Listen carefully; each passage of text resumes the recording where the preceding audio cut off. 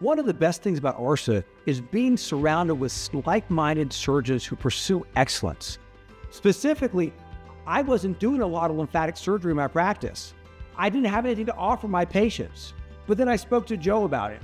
And Joe very generously spent the time to teach me about lymphatic surgery. And now it's something that I can offer my patients to give them the best possible outcomes. And I wouldn't have that without ARSA and Joe working together to give me the skills that I needed to give my patients state-of-the-art care.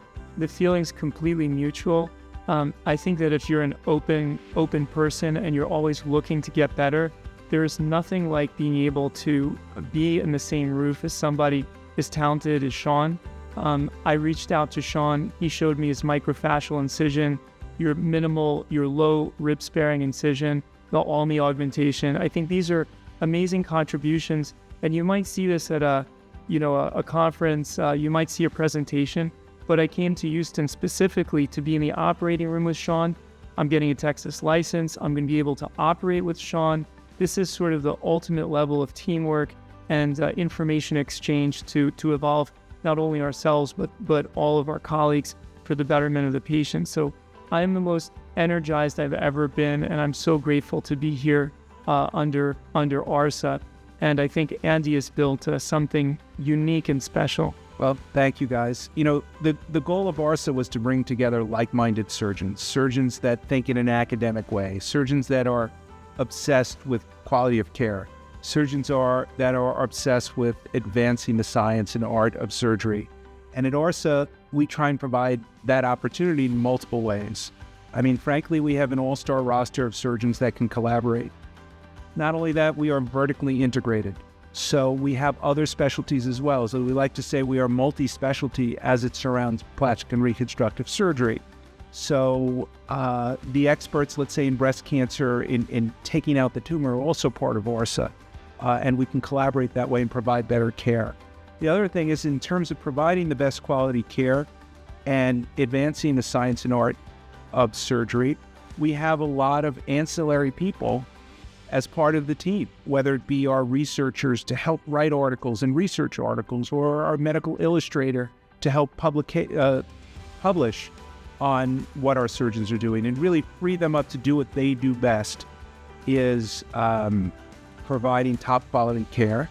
And I think the one thing all reconstructive surgeons have in common is we love to be creative problem solvers. And we like to apply the tools and techniques that we learned and hopefully mastered to new disease states and new problems. And every patient needs to be individualized and every patient is different. And the goal is to just bathe the surgeons in all of this support so that they can really do what they do best. So I think we're all very proud of ARSA. And the single most important part of it is, I think, our patients benefit. And I'd just like to add, most people think in the private world there's no research or academics. And I found in ARSA, we have the agility and the threshold volume, like beyond any single institution, no matter how prestigious or large the institution is. We're working across dozens of surgeons' offices, a massive amount of high-level microsurgeons, where if there are research questions, we can answer them on a much larger scale. And we have all the support to do this, and we can do this much quicker than I was ever able to do it before. So we're bringing in new technologies. We really are starting a major innovation hub and research program. So I think the possibilities are going to be really exciting in the future. And I think the sine qua non is our annual scientific conference, where all of our surgeons come in and cross-lecture and discuss cases and just collaborate in the purest sense. Our cadaver dissections, where we teach each other operations and devise new operations.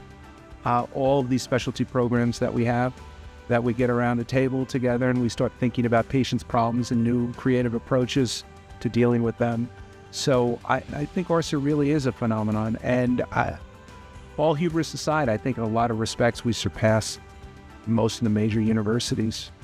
And one other thing is that the transparency, when we all are living under the same flag.